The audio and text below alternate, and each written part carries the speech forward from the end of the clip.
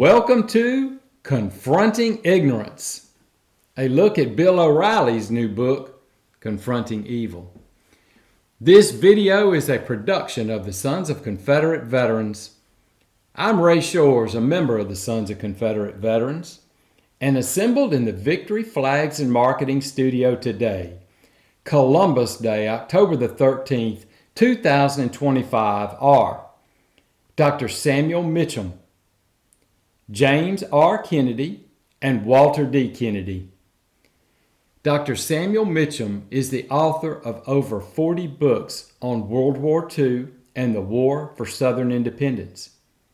He's been a visiting professor at West Point Military Academy, has been interviewed on the History Channel, the BBC, and many other media outlets. He's a winner of the John Eston Cook Literary Prize and the author of Bust Hell Wide Open, a terrific biography of General Nathan Bedford Forrest. James R. Ron Kennedy is the author and co-author of over 20 books on the causes and consequences of the War for Southern Independence. He and his twin brother are the author of the best-selling book, The South Was Right. His most recent book is titled Reconstruction, Destroying the Republic and Creating an Empire.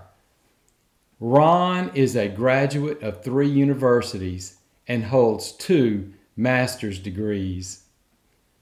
Walter D. Donnie Kennedy is the 2024-26 Commander-in-Chief of the Sons of Confederate Veterans. He's the author and co-author of 16 books on Southern history. He and his twin brother Ron edited and annotated the 1825 textbook on the United States Constitution by William Rawle, which was used at West Point Military Academy. Donnie and Ron are the co-authors of The South Was Right. And now let's hear from Mr. Kennedy, who will moderate the program. Thank you. We're here with Ron Kennedy. We're going to discuss Confronting Evil. This is the SCV, Sons of Confederate Veterans, response to Mr. Bill O'Reilly's take on General Nathan Bedford Forrest. You know, Ron, in his book Confronting Evil, Bill O'Reilly, a so-called conservative from New York, viciously slandered General Nathan Bedford Forrest, Now, Ron, why would somebody, he or his ghostwriter more than likely, choose to equate our Southern hero, Nathan Bedford Forrest, with the men like Mao Stalin, Pol Pot, and Joseph Stalin? Well, Donald, the answer is simple. It sells books. If Yankees are noted for anything, it's their materialistic desire for power and profits. Bill O'Reilly is simply following the lead of prior Yankee propagandists, some dating back for over 2 centuries. Bill O'Reilly's hateful attack against General Forrest is not new. Slander is a potent weapon that can be used by an individual against a people that the invader wishes to keep under their control. Ever since 1865, after the end of the War for Southern Independence, the ruling elite of America have used slander to keep Southerners in our place. That place, of course, being firmly seated upon the stools of everlasting repentance. We, the people of the South, have been falsely branded as descendants of folks who were fighting to keep their slaves and as racists who hated black Americans. Slander is a psychological force used by the ruling elites to keep the conquered and occupied South quiet and docile. O'Reilly's claim that General Forrest is a hater of blacks, but Forrest emancipated more slaves at his own expense than Abraham Lincoln did with his so-called Emancipation Proclamation. O'Reilly substitutes slander for historical facts. Slander is the weapons tyrants use when facts threaten their ideology. Well, tell us a little bit about the social, economic, and political conditions in the South post-war after Yankee invasion. Well, of course, Bill O'Reilly and other Yankee propagandists ignore the social and economic conditions faced by Confederate veterans when they returned home after the war. Now, what were those conditions? Those conditions that resulted in the emergence of the post-war Southern resistance movement. Well, Confederate veterans, when they returned home, they returned to a devastated land, a land that had no democratically organized state and local government. Lawlessness abounded. There were no civil courts or means to enforce the existing laws. Federal troops and Northern carpetbaggers controlled Southern state and local government, and they viewed the conquered South as spoils of war, free for the taking. Now, anyone in the South at that time who had supported the Confederacy was denied the right to vote, which meant that virtually all white Southerners were denied the right to vote.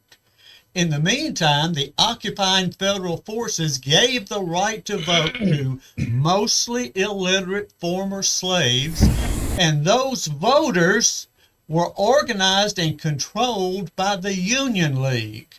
Now, the Union League is what in the 21st century we would call an NGO, a non-governmental organization supported by the federal government.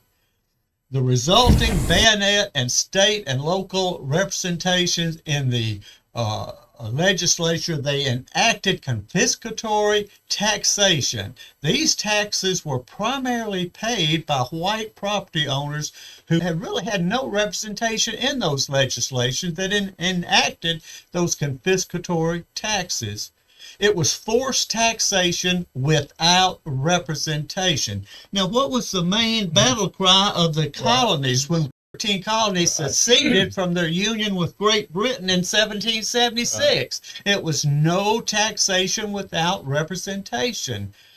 The post-Reconstruction state debt created by radical Republicans in the state of South Carolina, and this is just one example among many, but that debt was so great that South Carolina did not pay off its Reconstruction debt until 1955, almost a full century after the War for Southern Independence. Now, let's just suppose Bill O'Reilly's home state of New York was invaded by people from a different culture who denied the right to vote to the native inhabitants of that state and who used a bogus state government created by the invader to pass extremely confiscatory high taxes on the population. Now, would the good people of New York sit back and accept this new regime like docile serfs? Of course not. Of course not. No true American would willingly accept such tyranny. Yet, Bill O'Reilly and other Yankee propagandists, they ignore the fact that this is exactly what happened to the people of the South during Reconstruction. O'Reilly also ignores the fact that the Union League drew first blood. Okay, that's a good question. 2 points there. First, who were these so-called Union League, and what do you mean by the fact that they drew first blood? Well, the Union League was a group mainly controlled by white carpetbaggers and scallywags in the South. And as the eminent Southern scholar, Dr. Clyde Wilson, noted, he said that, quote, the Union League moved into the South, armed black mobs officially designated as militia, led by, of course, white carpetbaggers. They roamed around the state, intimidating, stealing, harassing, and murdering. They desperately provoked violent response. The Union League used the methods of the Ku Klux Klan before the Klan came into existence, end of quote. Barn burning was encouraged during Union League secret meetings. In North Carolina, an official of the Reconstruction state government offered matches to the black meeting, suggesting that they take vengeance upon the whites.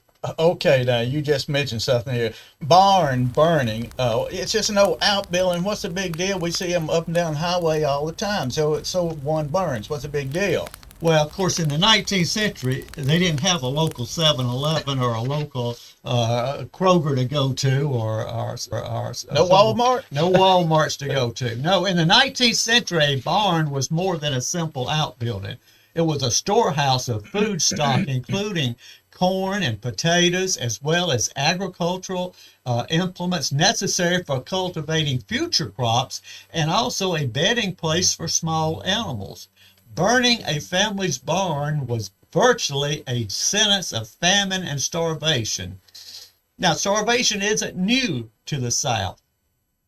During the winter of 1865, this was after the war was over. The war ended in the spring. This is the winter of 1865. It was noted that over 500,000 citizens in the 3 states of Alabama, Mississippi, and Georgia alone were suffering from starvation. One Yankee writer, when viewing this, gleefully noted that the South was being punished with poverty. But even in defeat, poverty, and starvation, the white South did not initiate violence.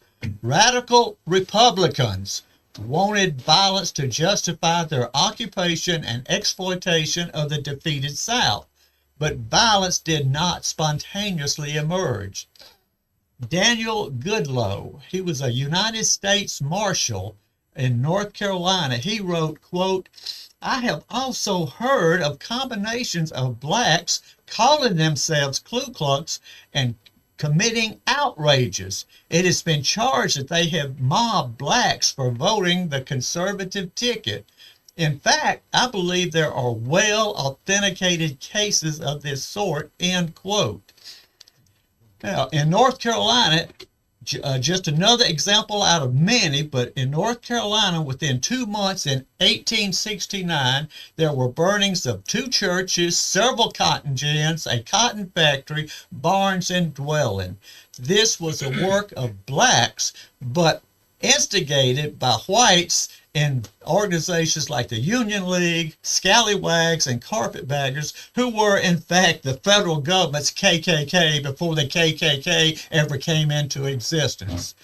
Now, many blacks in the South, they joined with their local white neighbors and voted against radical Republican candidates. Senator Hiram Revels, Republican of Mississippi, the first black U.S. senator, in a letter to President Grant, declared that, quote, "At the last election, men, irrespective of race, color, or party affiliation, united and voted together against men known to be incompetent and dishonest." Wow. Now, I believe this Hiram Revels, this first black U.S. senator, was he not the Republican that resigned from the Republican Party in disgust by the way that the Republican Party was pitting white and black Southerners against each other for the benefit of Yankees? Is that not correct? Absolutely, for the benefit of the Republican Party in order to change the Constitution into a centralized federalism. But yes, he did resign from the party. Now, in his book, Profiles in Courage, future President John F. Kennedy observed that, and again, we're going to talk about Mississippi, but this is true for all of the southern states. John Kennedy said, quote, "No state suffered from Reconstruction and carpetbag rule more than Mississippi. Taxes were increased to a level 14 times higher than normal to support Reconstruction government." No, Mr. Bill O'Reilly, the Southern resistance movement did not arise out of Southerners' hatred for their black friends and neighbors. It arose out of a struggle for survival and a hatred of tyranny. Well, thank you, Ron. And we're going to now move on to talk to Dr. Samuel Mitcham, and we're going to look at some of the things that Mr. O'Reilly had to incorrectly say about our General Nathan Bedford Forrest. Good. Thank you for joining us. Dr. Mitcham, glad to have you with us. We're going to discuss a little bit about Mr. O'Reilly's view of your favorite Confederate general, since you wrote the book about him, Nathan Bedford Forrest. Now, O'Reilly, in his summation of the character of Nathan Bedford Forrest, it seems to be somewhat lacking in accuracy. I don't know if you've noticed that or not, but just give us a brief overview of the character of this man, Nathan Bedford Forrest. Well, Mr. O'Reilly and his co-authors proved the validity of a statement made by a member of my thesis committee. There are depths of ignorance we haven't even begun to explore. Oh, my. He got almost every important fact wrong, and I think we'd have a shorter program if we discussed what he had right. How long would that take? 3 minutes. 3 minutes, okay. Maybe. He gets started off badly by saying that Forrest had 4 children. He gave him 2. Forrest only had 2 children. His daughter died when she was 5, so he only had 1 that survived. That was Captain Willie Forrest. He had him associating with lewd women at the Greoso Hotel, the supposed brothel, where he was drinking his favorite drink, Barbados rum. Problem is, Forrest didn't drink, and Forrest did not associate with whores. He did not go to brothels. He was never unfaithful to his wife, and he would not tolerate anyone who was. He would not allow a dirty joke to be told in the presence of a woman. He put women on pedestals. Yeah. He really respected them. He sacked one of his best friends from the Army because he had sex outside of marriage. He said, "I will not have in my Army anyone who would do that to a woman." He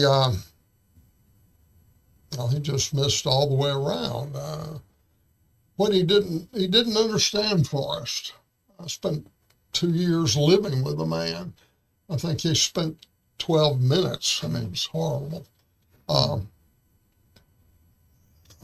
that's good. He seems to be a different man, and seems to have a noble character about him that is lacking in modern men today, even, I would say. He was. His attack on Fort Pillow was because of chivalry. Right, and we'll get to that in a second. Tell me this, O'Reilly, or his ghostwriter more than likely, had labeled Forrest as a brutal slave master and addicted to alcohol. What's the facts of that? You touched on the alcohol, but what about being a brutal slave master? Well, Forrest got drunk once in his life. He was a teenager, and he had a fierce temper, and he knew it, so he didn't want to get drunk in public. He went out in the woods with a jug of whiskey, and he drank it, and he came back the next day. He had a hangover and typhoid fever. He almost died. A lot of people did die from typhoid in those days. Right. And he promised the Lord if he let him live, he would never drink again. And he didn't, except in the Civil War. He was wounded once, and the doctor had no anesthetic prescribed alcohol, so he made an exception. But that was it. He did not drink. Well, much less Barbados rum. Yes. Well, that's funny, because if he's not an alcoholic, he didn't carouse with women. He's a human being. He's bound to have some faults. Could you ever identify any major faults? Oh, he had some big ones. He had a fierce temper. In fact, they said when he got in a fight, he had a glandular surge, and his face turned the color of heated bronze. He scared people when he was angry, and with good reason, because he liked to fight. During the Civil War, he put an advertisement in a Memphis paper. Come on, boys, let's have some fun and kill some Yankees. Well, he meant that. He killed 30 in one-on-one combat, and wounded probably another 60. He was a fierce warrior. Speaking of fierce warrior, I have to ask you this. This is, your book, Bust Hell Wide Open, the biography of Forrest, what exactly that title, Bust Hell Wide Open, where did it come from? Forrest was surrounded with the garrison at Fort Donelson. Yeah. And the Confederate generals decided to surrender, and Forrest said no. And he wasn't going to surrender. He said he didn't recruit his boys to put them in a Union prison camp. Yeah. And he said, I'm going to leave this fort or bust hell wide open. All right. And that's where the title. That's why that answers the question. Well, good. All right. Well, listen. He other faults, the temper and profanity. Yeah. He was probably as profane as General Patton, but he would not curse in front of women, especially his wife, although occasionally he'd slip up. Yeah. And his other fault was gambling. Man was a master card player. He won the modern equivalent of $50,000 3 times. Wow. And one time he won the modern equivalent of $100,000. Wow. Another time he went out with $10, came back with $2,500, which would be about over $40,000 today. So the man was a gambler. And the last time he did it, he was going out. He had signed a note, co-signed a note with a man who defaulted, and he didn't have the money. So Forrest had the debt, and he decided he'd go out and win it playing poker. And he told his wife what he was going to do, and she told her, "Wish me luck." And she said, "I most certainly will not. I will be on my knees the entire time you're gone, my Bible in my hand, praying for your eternal conviction." And Forrest went out and won the required amount of money and started picking up his winnings. And the gamblers, of course, wanted him to continue so they could win it back. He said, "No, I won't. I've got a woman in a rocking chair waiting for me. I'm going back there, sitting in my rocking chair, and I will never gamble again." He never did. Well, that's great. Marianne Forrest, funny, you write books. You sometimes are surprised by the people you admire the most. More than anyone else in Bust Hell Wide Open, I admire his wife. Well, that's great. Everybody else in my book dies. Marianne ascended to heaven. Bless her heart. Great woman. Well, listen, O'Reilly spent a lot of time writing about the so-called massacre at Fort Pillow. Now, I know you've got military background. You've flown helicopters in Vietnam. You've even taught a little bit at West Point, a visiting professor there. So you've got a little bit of a military background. What did Bill O'Reilly get right about the so-called massacre at Fort Pillow? It happened in Tennessee. Okay. Got that right. Is that it? Just about. Well, tell us a little bit about the so-called massacre. Okay. Well, O'Reilly got a lot of things wrong there. He had the Northerners looking down a 400-foot, a 100-foot wall at the Confederates. He got it on the wrong side. The bluff was facing the Mississippi. Mississippi was to the west, and it was 80 feet. But the area they were defending, which he said was 1 acre, was facing east. The Confederates were coming from the east. So it was 8 feet tall, not 100. And the Confederates had no difficulty scurrying over it. He started the battle 30 days early. He said it was a siege, and the Yankees had been bombarded for 30 days by Confederate artillery, and they had been reduced to eating rats, which had eaten human flesh, and they were... and this is O'Reilly's narrative. Yeah, that's what O'Reilly said. Untrue. Yeah. There was no siege. The Confederates got there on April 12th and overran the fort the same day. Short siege. Yeah. He also said the Confederates had 1,600 men and the Yankees had 600. So the Confederates outnumbered the Yankees 4-1. 4-1. Mathematics, anybody? Yeah. This shows the sloppiness of the research in this chapter. Yeah. And it was case after case. He said the Yankees were starving. No, the Yankees were drunk. Now, wait a minute. How did they get drunk in the middle of a fort? Well, because the commander made available barrels of whiskey, ale, and beer and provided dippers. He was going to give them Dutch courage. And this is why African-American units in the Civil War suffered higher casualties than the whites. White Union regiments averaged 14% casualties. USCT regiments, United States Colored Troops, that was the official designation in those days. They suffered at least 23%, and one source said 37% casualties. And it boiled down to two things: courage, because brave men get shot more often than those who hang back. And the other reason, and the primary reason, in my view, is poor leadership. Giving your men whiskey in the middle of a battle, especially in those days, because the African-American slave on a typical plantation got one drink one time a year. Christmas Eve, they'd all line up, and the men that were over 18 or 21, depending on the plantation, would get a shot of whiskey. That was it. These people had no practice holding their liquor.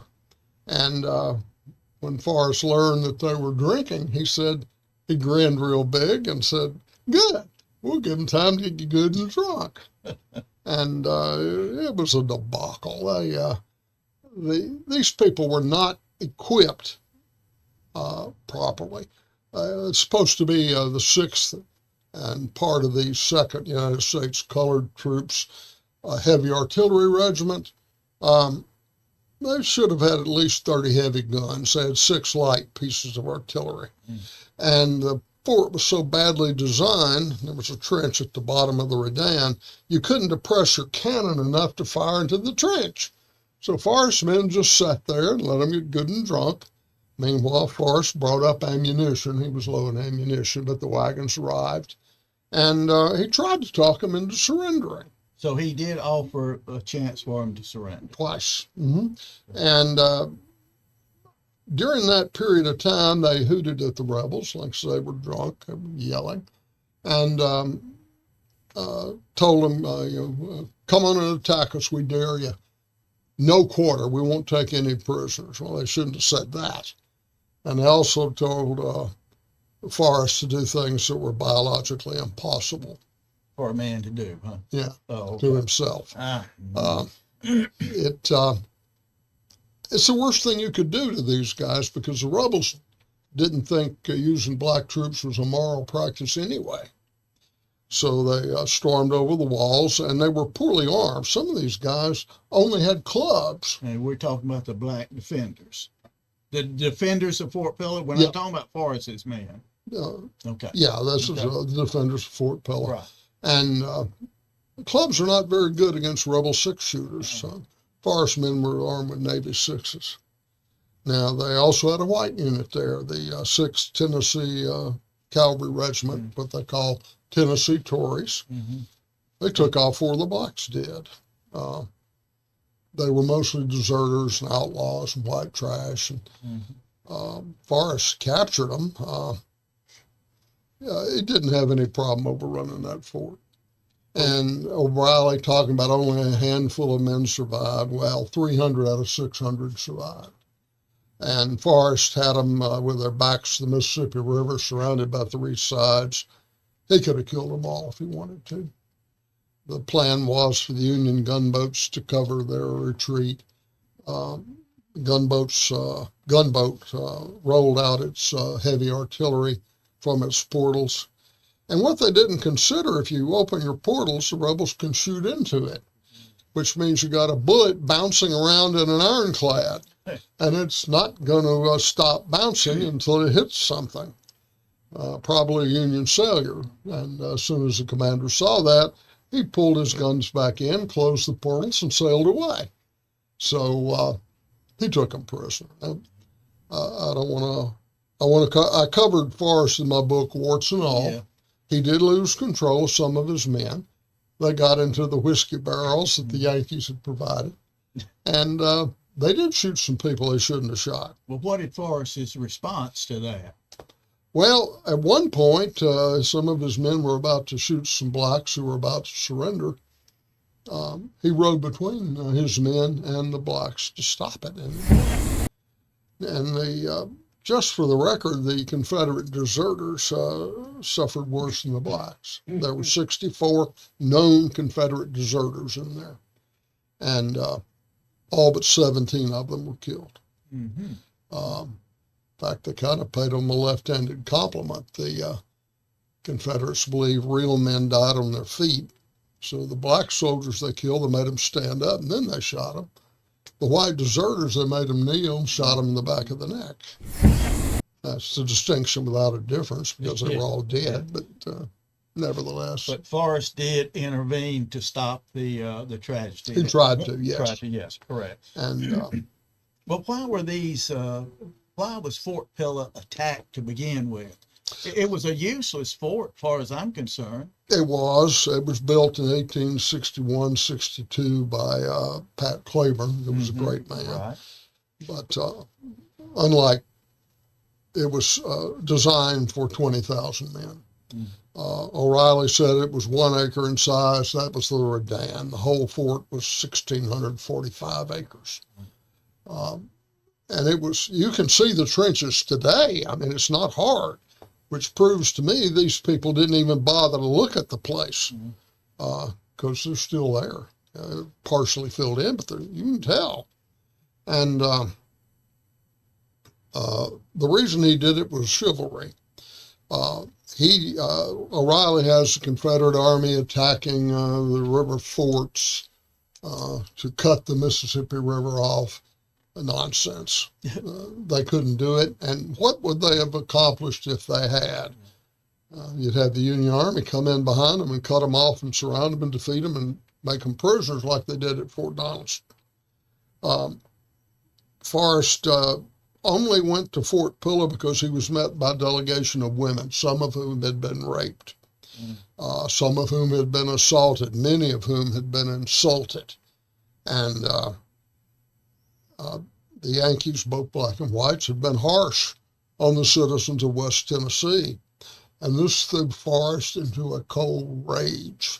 He couldn't stand it when women were abused.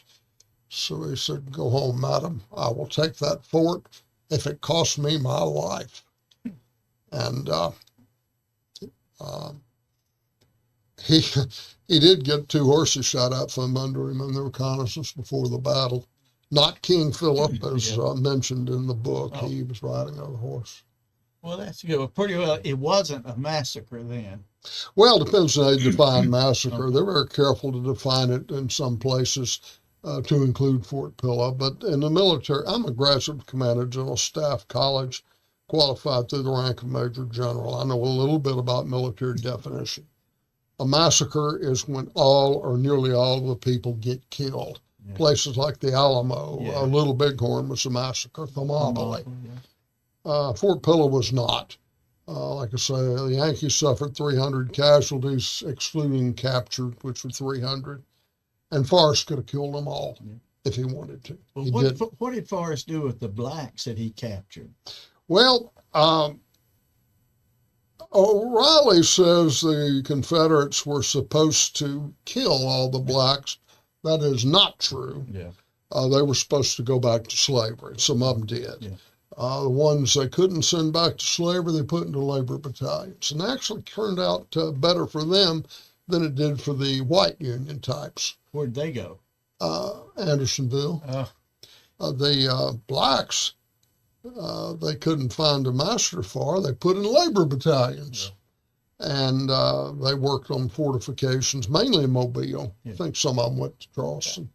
Well, that's good. I think you pretty well laid bare some of O'Reilly's falsehood on the so-called massacre at Fort Pillow. O'Reilly also spends a good bit of time talking about the connection of Forrest and the KKK.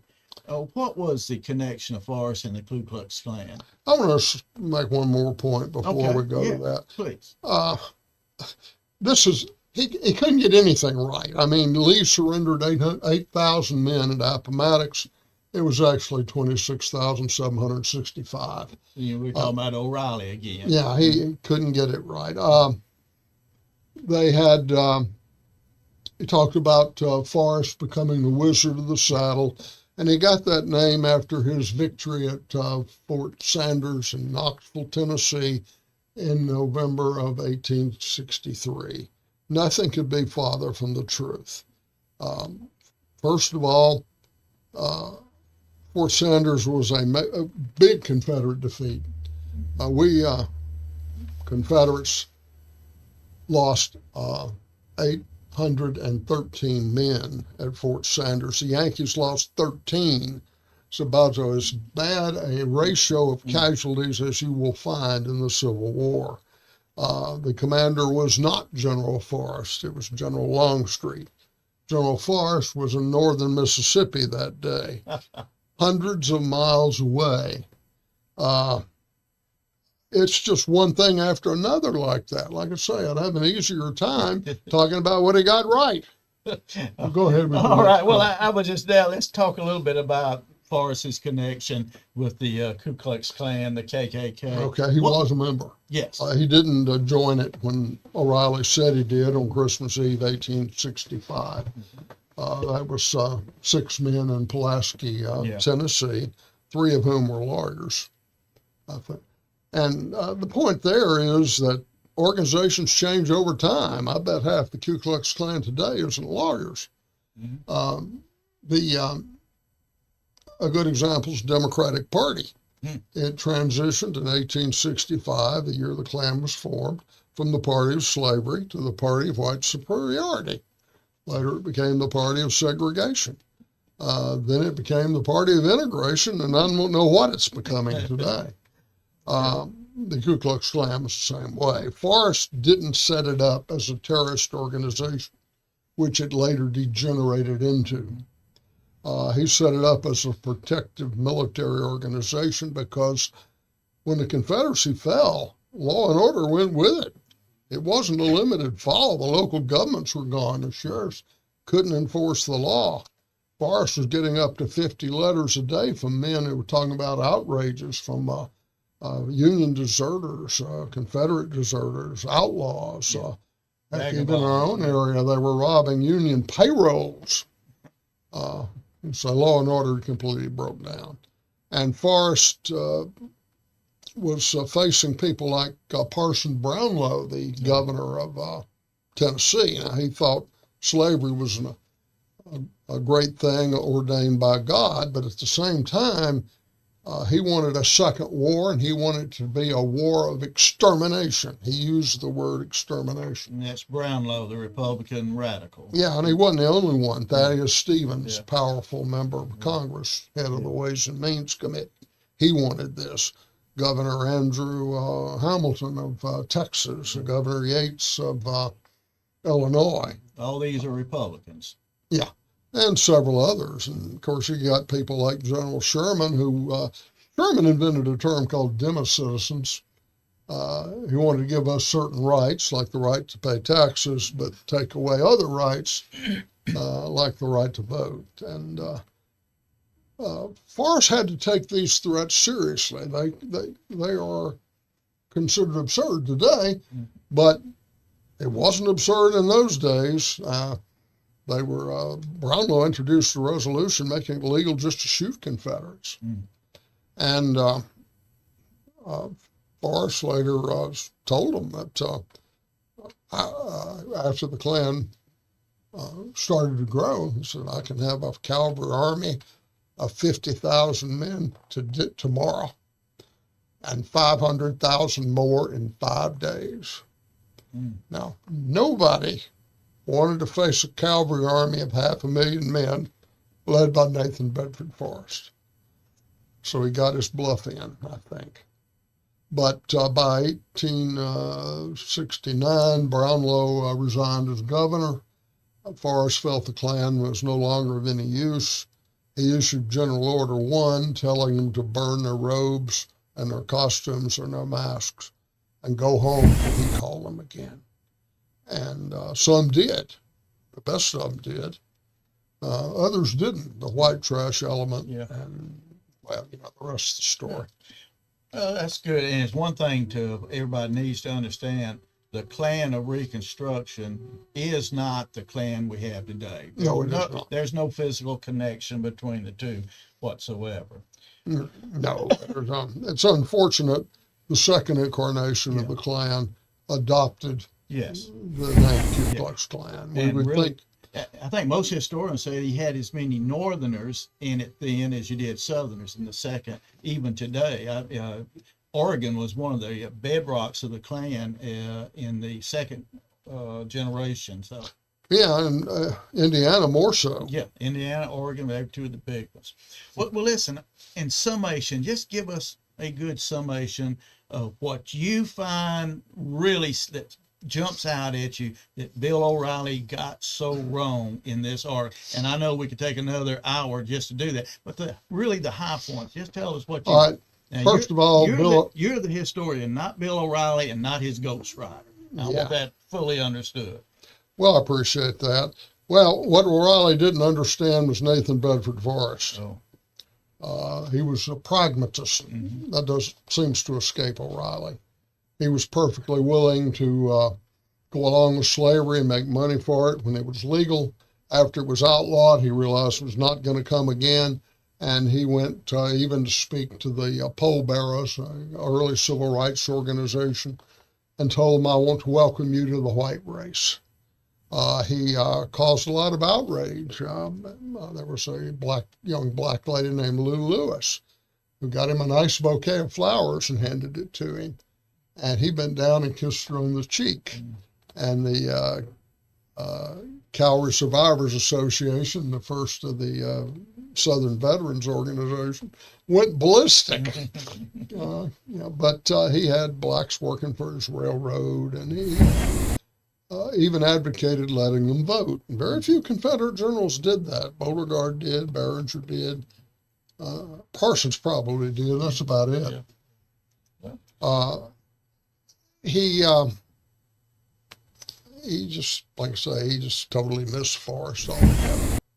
Yeah, I find it very interesting that people will pick on Forrest really quick, and I believe, and listen, you're the historian here, but it's a feeling that I get from my study of history that one of the reasons that Forrest is slammed so much is because he embarrassed the hell out of every West Point general that went up against him. And there he was with barely a high school. I don't think he had a high school, had a grammar school education, no training in the military whatsoever. And he whipped the heck out of every Yankee West Pointer that came against him. Is that logical?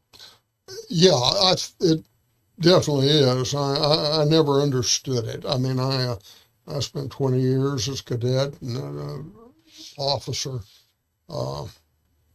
Did a lot of things in the Army, and he knew more about it first time he sat in a saddle than I did. It's like he came from the air. Yeah. He was a first grade dropout, and he beat everybody. Lawrence Plantation, he was outnumbered 4-1. No Yankees escaped. But tell me this, he had a certain number of slaves that he took to the war, did he not? Yes, he had 43. One ran away. The other 42 stayed with him to the end. And didn't he free the slaves? Yeah, he freed them. They didn't have to stay, but they did. And 20-odd of them, after the war, went with him to his plantation, where he became basically a sharecropper. Yeah, but the head of the Freedmen's Bureau reprimanded Forrest for being too lenient with them. He even let them have their guns. Well, Dr. Mitcham, we've got to close this down, but I just want to thank you, and I want to thank Ron for coming in also and taking another look at General Nathan Bedford Forrest through the eyes of historians and people who see him as he was and not as they wish he had been.